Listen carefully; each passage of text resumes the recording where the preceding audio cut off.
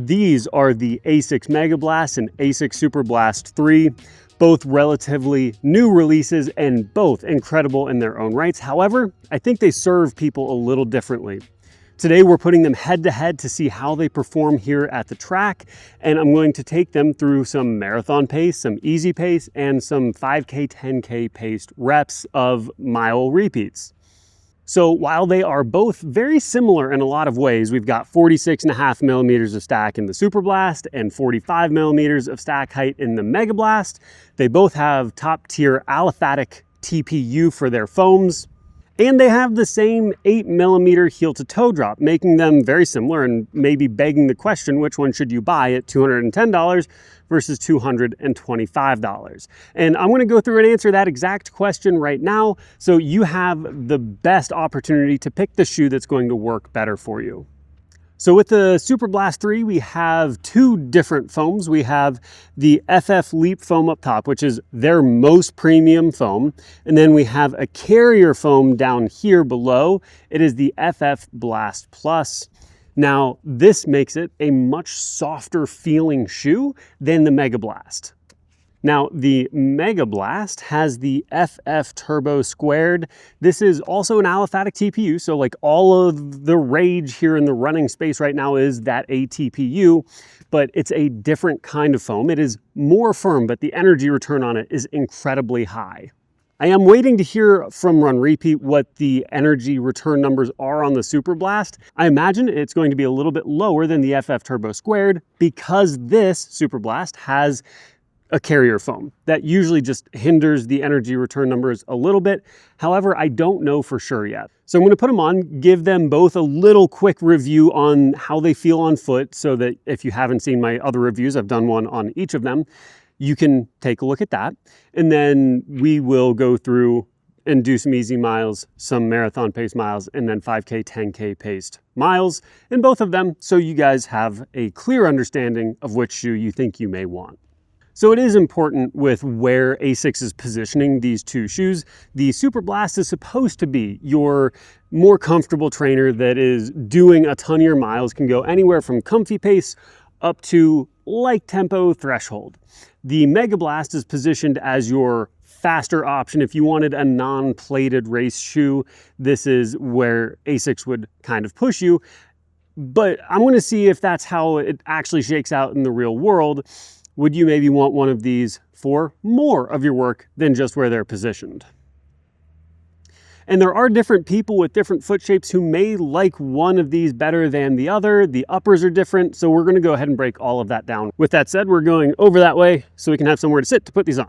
All right, before we get into this workout, I do wanna give you an idea of how they feel on foot and how they feel just walking around, which one feels better to me, what someone else may like between the two of them. So starting with the Superblast, we do have a little more cushioning going on here in the upper. It's just a little more plush all the way around, and that's where it's positioned to be by ASICS, right? It's supposed to be that really long run cruiser that you can just kind of go forever and feel good about and not be too bothered by in any way. Whereas, as I said with the Megablast, it's supposed to be a more race type upper. So we're gonna go ahead and get these the rest of the way on. As always, I do have Ontos running socks. If you dig socks or the Ontos brand in general, feel free to check it out. I do have a YouTube code for 20% off. It's YTO20. Heel collar, noticeably plush. You get plenty of cushioning throughout the sides here and on the tongue, but you don't lose any real ventilation. This is vented really well right here. And then we've got these literal cutout holes in the tongue. So I don't think ventilation will be any sort of issue. Although I do think the Megablast has a little bit better still. Again, it's begging the question, which of these things is a tangible change? If it's a little more vented, does that change anything for most people? I've run in some pretty poorly ventilated shoes and I don't think it really changes a whole lot for me. So it's going to depend on you. If you like that really, really lightweight upper, you may like the Megablast better. But we will go ahead and do a walk test here. as you can see here, just so much smush. And you see it in the Megablast, but you feel it a lot more here in the Superblast. I don't know if you can see how long this pushes down for, but it's what feels like gives it the amount of cushioning it has, is it compresses so much. I think with the Megablast, it's just so much a conversation of it is firmer because it's supposed to have better energy return, and so it just doesn't have quite that same level of comfort. So now as we switch over here to the Megablast, I think what we're going to feel is it's just a lot lighter weight all the way around. And actually, I'll show you this real quick, what I'm talking about here. The material here is like almost see-through. You can see my finger through the material up here. So it is like paper thin. And the Superblast isn't like hefty on the upper at all. Actually, right here, it's still pretty thin, but you get way more padding all around the collar, and then even into the tongue right here, where you get some actual cushion here on the top of your foot, which I really tend to like. Now over here, you still do have like plenty of cushion through the side here, but as soon as you get to the tongue, this is basically nothing. It also doesn't feel like it gives me the best lockdown on top.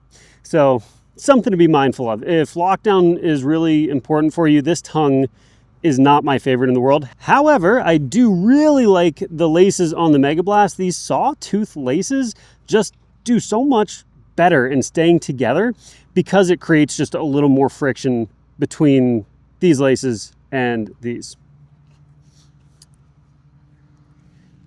Now we're still going to get this on, and I'll give you an idea on how it feels. It does have a nice step-in feel.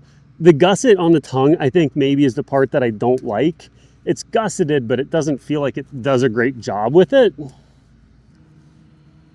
So getting this laced up, one of the problems I had with the Megablast is it kind of hurt the top of my foot. So maybe that's just a me thing. If that's not a thing for you, then don't worry too much about it. I just did it actually. I keep moving my foot around in here trying to find a way to get it to settle down, and it just feels like there's so much fabric on here.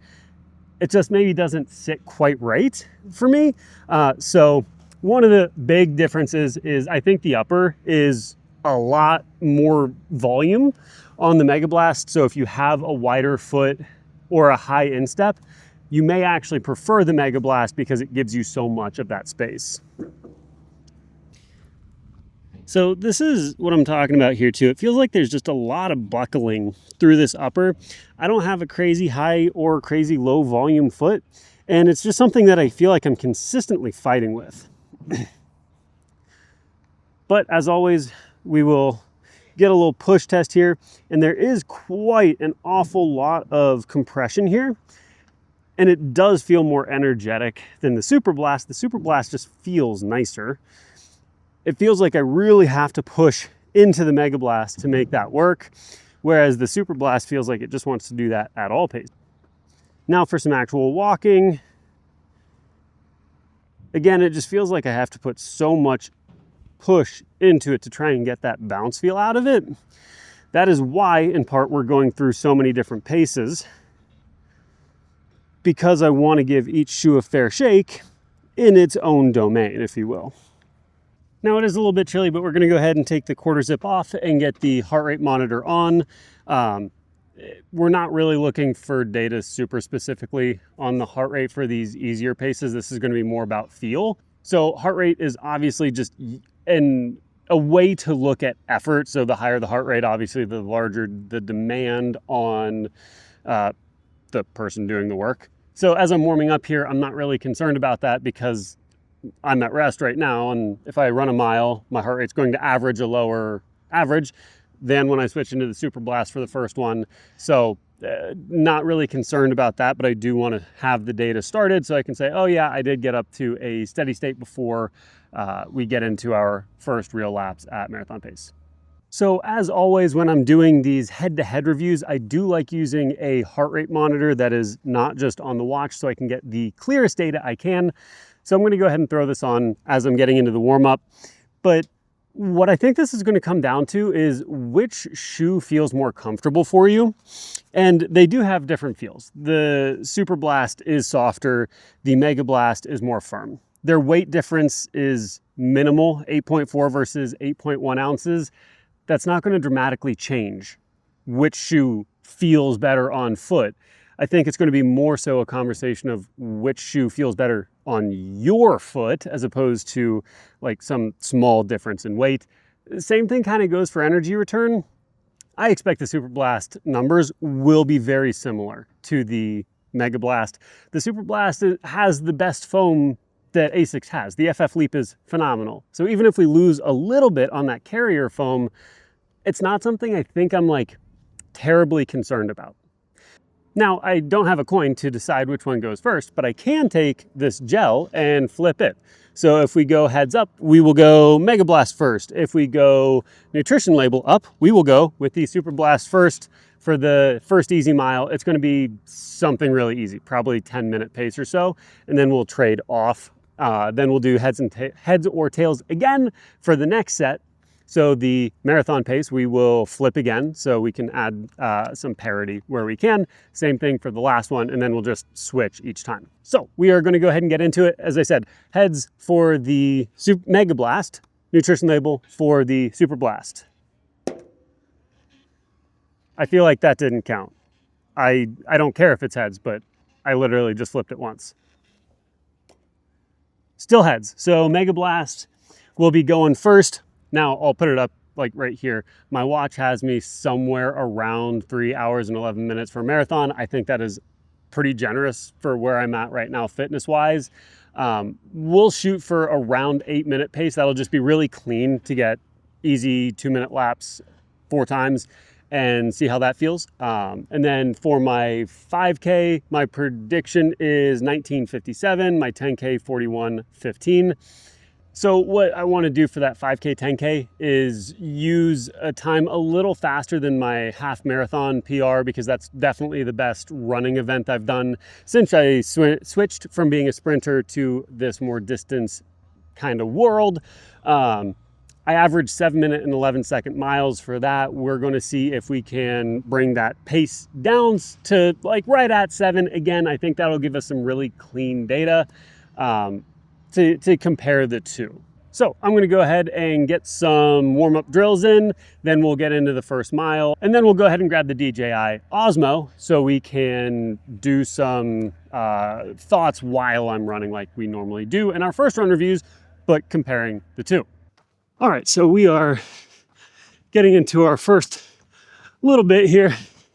Should be nice and easy. We are just warming up. Like I said in the first review of the Megablast, which is what we've got here right now, it just feels kind of bleh at these lower paces. You know, I am not crushing anything right now, and I don't feel like there's a ton of like for fun comfort, which makes me wonder what this shoe is for.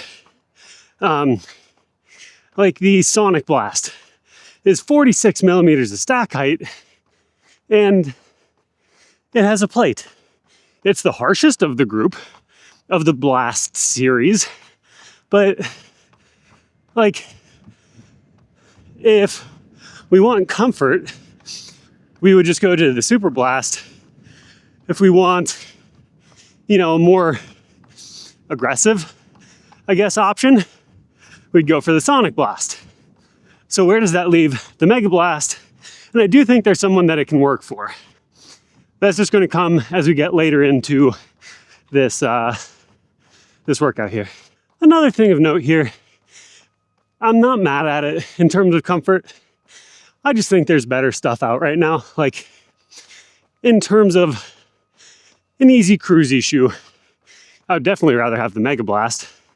But I would also, like, if I'm just purely going easy, I'd rather do something like that and like a Vomero 18, just because it's a big stack of foam, but it's dual density. So you get that really soft feel on top with a good carrier foam. So easy miles, not where the Megablast lives. Having all this time to talk is actually kind of nice because I'm thinking about things and then I'll report them. I also did not have either of these sent to me by ASICS directly. For those who don't know, I manage a local running store. So I got one pair seated and then the other pair I got at the running event. So neither of them were a direct gift from ASICS. So I'll give you the most unbiased review I possibly can because I don't have any reason not to. All right, so a little bit ahead of pace, but that's fine. I'll keep it similar with the Superblast in terms of pace. Can't forget to pause the watch. I'm gonna switch over to it. Same effort. 158 was the heart rate there at the end. I don't think that tells us a whole lot of anything. I do trust that the data is accurate though. So with that said, I'm gonna switch over into the Superblast and we'll keep going about this run. All right, so hopping over to the Superblast. Trying to keep this as a comparison video, so I want to compare as much as I can. Upper is a big one to me. I don't love the upper on the Megablast. I just don't. Laces, Megablast definitely get a thumbs up from me. I don't know how much I care about aesthetics. I do think that these are a little more fun. I think the Megablast is a little more clean looking, although the white is hard to keep literally clean. Man, the slip in on this just feels better. It doesn't feel like it gives me that same kind of pain on the top of my foot. Like I was actively feeling it in these. I retied it 2 or 3 times. I am trying to segment it as well. So like just because something doesn't have my favorite upper doesn't mean that it isn't a good shoe. So 9-minute pace is like genuinely where I spend a lot of my easy miles and it felt good. It felt like a nice shoe, just not incredible and not like the first thing I'm grabbing for. I have done easy runs since owning the Megablast and it isn't one that I'm like consciously trying to pick up. Honestly, for my easy runs, I am more apt to grab like a Salomon Aeroglide, which has been one of my go-to shoes for most of my running because it's lightweight like the Megablast. I like the upper a little better and the foam feels a little more shock absorbent-y. Or if I'm going really comfort oriented, I'll switch out for something like the Vomero 18, like I said. Now, with that said, we'll go ahead and get into the next mile here. I didn't really worry too much about that. That was 2 minutes in between. I will be more cognizant of my rest periods on the next 2 sets. So the marathon pace and the 5K, 10K pace reps. I'll be a little more thoughtful. It'll probably be like right at 2 minutes between. That way, when we go look at the heart rate data, it's going to give us the clearest idea of if there are any tangible differences. Now, as we're 100 meters into this, it just feels more comfortable in the Superblast. So back over to here. Again, for an easy pace like this, it's what I'm going to look for more so than the feeling, the little harsher feel in the Megablast. So interestingly, as we are plodding along comfortably here, I'm a little bit behind 9-minute pace and my heart rate is lower. So I'm at 154 right now. But I am not being encouraged in the same way that I was in the Megablast to speed up. I don't know if that's a function of the shoe, the cushion, or the weight, or energy return, but something I did notice.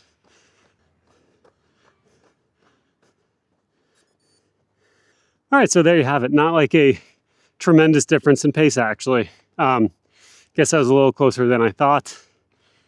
I guess that would have been 4:36. So that was almost exactly on, actually, from the last one. Heart rate also about 158.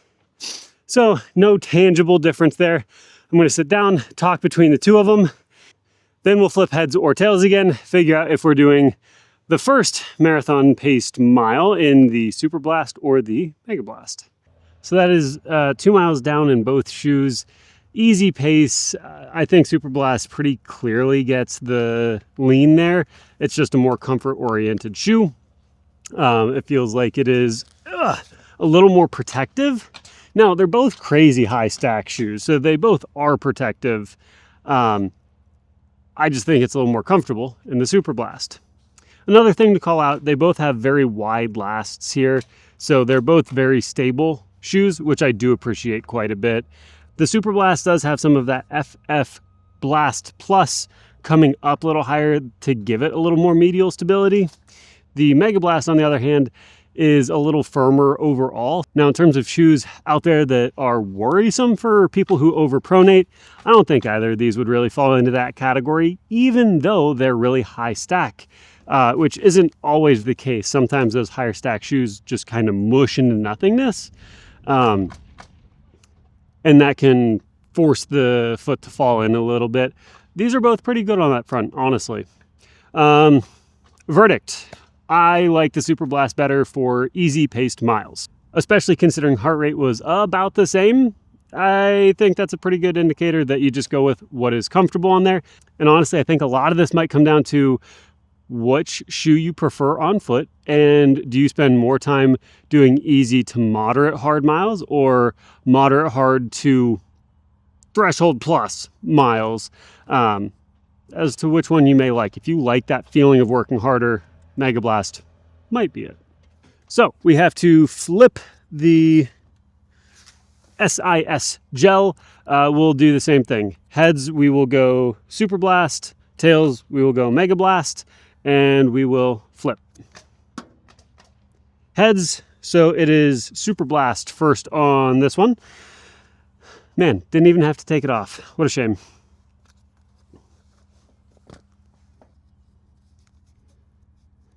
So as I said, just about 8-minute miles here.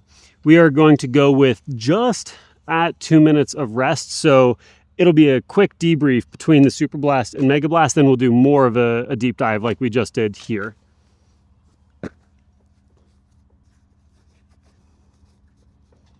With this part of the review out of the way, we're going to go ahead and hop into the first mile. 8-minute pace here, as I said. That was a little bit of time between, but I think heart rate is still plenty high that I'm not like worried about it messing with data at all. We will go ahead and get started. 2 minutes per lap. I'm only going to check in at halfway and then maybe with a little bit less than a mile done.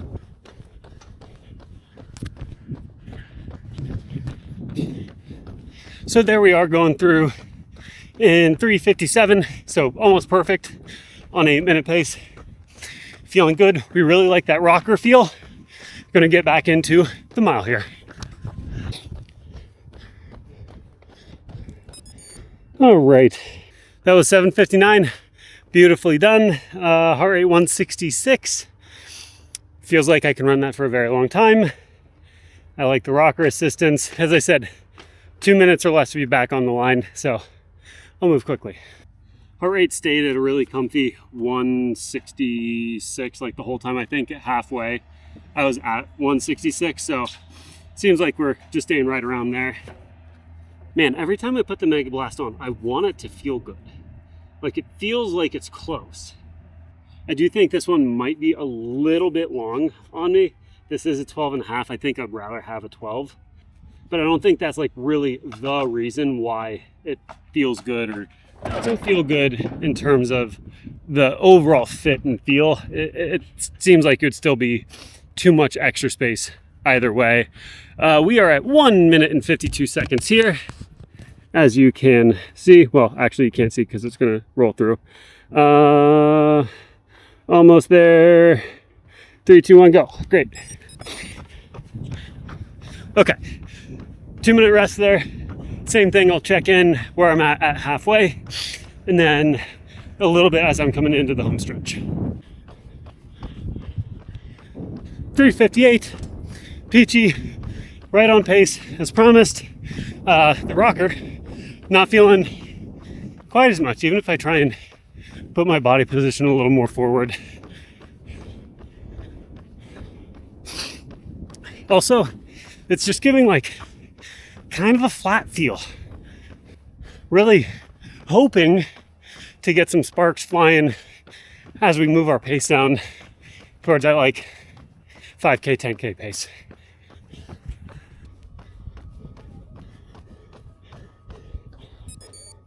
All right. So that's 7:56 there. Little bit quicker than the other one by like 2 or 3 seconds. So I don't think that's a huge difference. Heart rate is a little bit higher.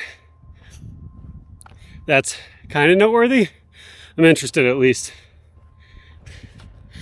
Staying on 2 minutes, but we're going to talk between the two paces real quick. Okie doke. So that is 2 miles done at around marathon pace. I feel like I could run in either of these all day long. More comfortable in the Superblast still. This is where I'm hoping the differentiator occurs though. I want this next pace to have us going faster in the Megablast and feeling better about it than in the Superblast. Before I take this other one off though. Superblast 3, Megablast. Megablast it is. You can see here. So I'm putting this back on. Really curious how this goes.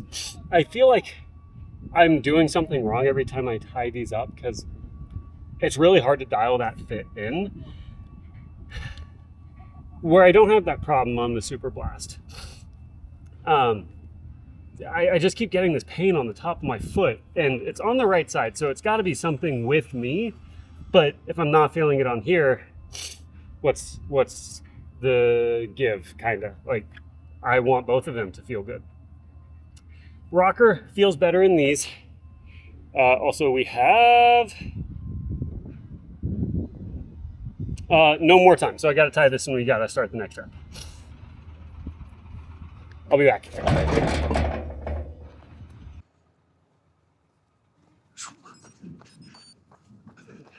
All right, so hopping into this at 7 minute pace. Ooh, immediate actually feels a lot better here. Keep you posted. 3:58, peachy, right on pace as promised. The rocker, not feeling quite as much, even if I try and put my body position a little more forward. Also, it's just giving like kind of a flat feel. Really hoping to get some sparks flying as we move our pace down towards that like 5K, 10K pace. 3:27, about 3 seconds fast, but feeling really good. Less impressed than I thought when I started.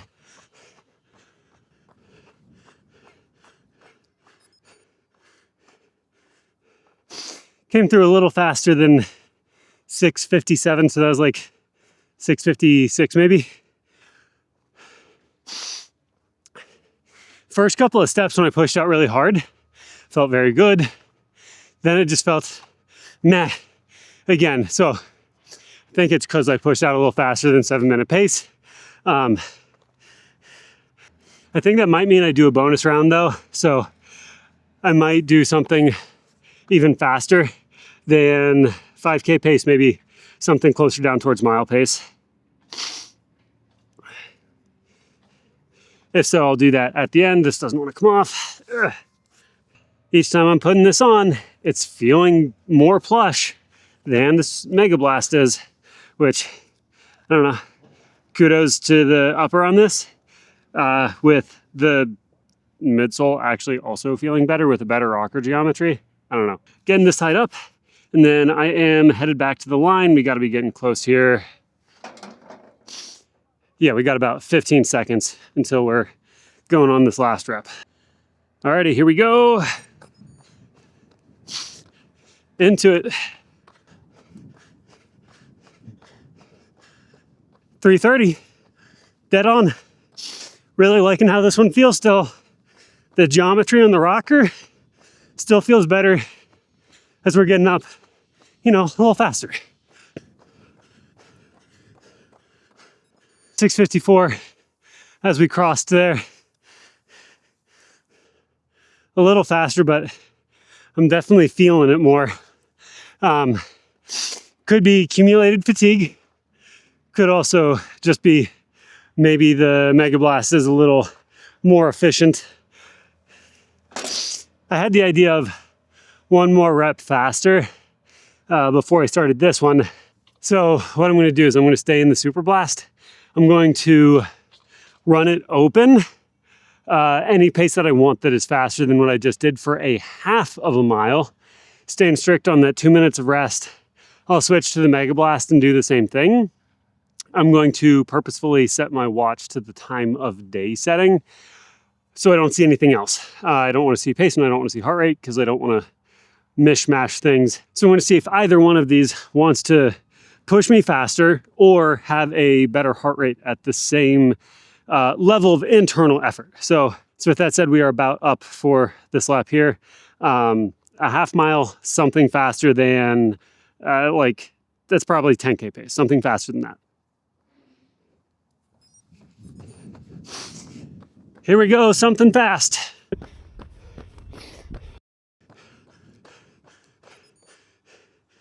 Okay, so that's 311, 620 mile pace for that. Heart rate feels really high. We're at 188. Whew, that's not feeling great, but we're gonna switch to the Megablast. 2 minutes of rest, and we will see how it does. So felt really pretty, the shoe felt good. We're gonna see, I would love to see the Megablast really do something here, have me run faster or at a lower heart rate for the same pace. Let me see something, Megablast, come on.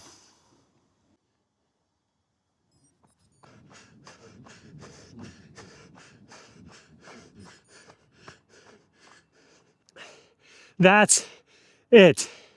That's where you gotta be. Like pushing past your easy paces. It's just not gonna do the easy paces. This is like close to 50 miles I've got in them. That was 178 average on the heart rate, and it was 4 seconds faster, so like 6:15 pace. That is where it has to be to get enough out of it to really go. I did not feel like I was working harder with that rep. It felt like it was just finally there where maybe it being a little lighter helped, but really where the difference felt with this Megablast rep versus any of the other Megablast reps is this one felt tangibly more poppy. I don't know how I feel about that, given that this is a shoe for everybody. It's a non-plated super trainer. I don't think you should have to be running 6:15 pace to really get the most out of it.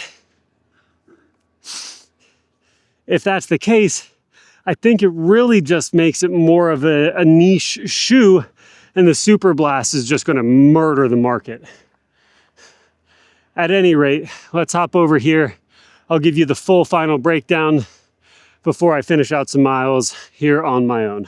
Real quick before I go into the last part of my run, I am like 7 miles in almost after that, 7.2 miles in. So I'm going to try for the very first time, this is not one I've had, the lemon lime flavor SIS. Now I have had SIS gels before, so I know the general taste of the general texture of them, but I haven't had this lemon lime flavor. Okay, that tastes like kind of a diluted freezy pop, like a green freeze pop. You know, the ones that you'd have to snap in half and then you could go either side. I like that.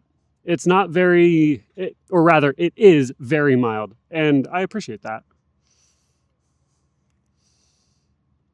Now, one of my things with SIS in general is the normal gels don't do much for me because they are only 90 calories. You get 22 carbs out of it, which for this much gel, I would rather be getting more calories. So something like a carbs fuel for the same amount of fluid, or the SIS beta gel. Both are really good. I like the flavor of this. I got it at an expo I was at, and I'm not mad. I just would like it if it had a little more calories than it has for what it is. But I like it overall. Good flavor, good texture too. I like it. It usually sits well on my stomach as well. And while I do not have a trash can with me, I do have a backpack right there, and this is going straight in the backpack. Okie doke, so the comparison, the Superblast and the Megablast. As always, I am a big value guy. I love when I get something that I think is worth more than you're paying for it. The Megablast, I think you need to have it in mind as a race day option. It does not feel like something you need to have in your rotation every day. The Superblast felt pretty daggone good all the way around. So for value, everybody out there doesn't have access to randomly running into these shoes to review against the breadth of shoes that I fortunately get to. I do love what I do, so I'm really fortunate to be in the position that I am. And I really want to keep in mind the value aspect of this. Before I was doing this, I would find the cheapest shoe that I thought would do the job well. So for me, I would get a lot of Nike Pegasus on sale, previous model, for like $70 if I could. Now, with what I'm doing now, not sprinting anymore, I like having more cushion underfoot, and I like having this rotation of shoes. The Superblast feels like it could be one of the shoes that you do almost all of your miles in for a 2-shoe rotation. So if you wanted one where, well, actually, I'll start here. I think it could be 1-shoe rotation. I actually do. I think it was a little less peppy on the super high end. That last half mile, it really didn't want to be pushing quite that fast. It still felt good. It just didn't feel like there was as much bite back with it. Whereas the Megablast, this just feels angry. This feels like it wants you to smash it into the ground. And if you don't, it's going to call you a sissy and not give you anything back. Megablast feels like a very nice friend who wants to see you succeed, but isn't going to push you quite as hard. But if that's the biggest thing wrong with the Superblast 3, I think I'm okay with it. If you're somebody who has a 1-shoe rotation, you might be newer into the sport, which is amazing. This would be a shoe that you would want if that's the case. You would want a shoe that can do pretty much everything. And if you lose a tiny bit of performance at your peak end, which many new runners aren't running at 6:15 paces for races, then I think that makes it a great shoe. 2-shoe rotation, I think it makes sense for everything up to your really fast workouts and race day. So I think pairing this with a full-on super shoe would be a great combo, because I would be so stoked to run easy miles and workout miles in this. Then you would just have something a little more powerful, I guess, for race day. So whether it was ASICS, so like a Metaspeed Sky Edge or Tokyo, Metaspeed Edge or Metaspeed Sky rather, or if you had a Saucony Endorphin Pro, which I have, I think that would pair well with this, Nike Alpha Fly, any of those. I think with this would be an awesome 2-shoe rotation. 3-shoe rotation and on, I think you could make this work just about anywhere.